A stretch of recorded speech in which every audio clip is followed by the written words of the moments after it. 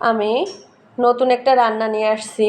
এটা সজনে ডাউল রান্না, খুব সহজে অল্প জিনিস দিয়ে। দেখুন আমি এই রান্নাটা কিভাবে রান্না করি।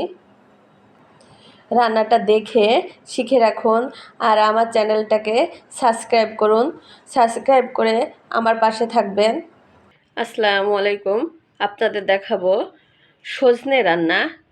দেখুন আমি কতগুলো একদম ফ্রেশ সজনা নিয়েছি, এগুলোকে আমি রান্না করে দেখাবো। সজনেগুলা সুন্দর করে আমি কেটে নিয়েছি, কেটে ধুয়ে নিয়েছি। এক বাটি মসুরের ডাল নিয়েছি।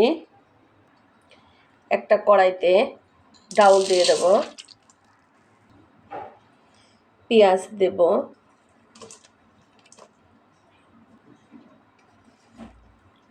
রসুন, কাঁচামরিচ, হলুদ, লবণ 1 চামচ, তেল দিয়ে দেব। এখন চুলায় উঠিয়ে দেব। এখন একটু এগুলো সব কষিয়ে নেব ভালো করে।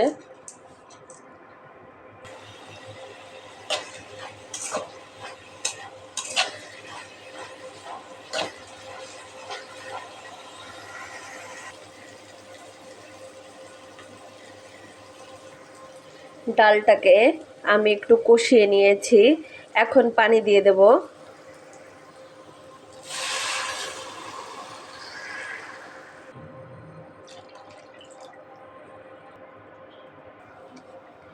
ডাউলের পানিতে জাল উঠে গিয়েছে।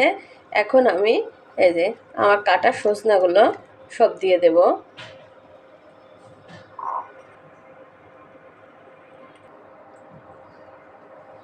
পাঁচ মিনিটের জন্য ঢেকে দেব।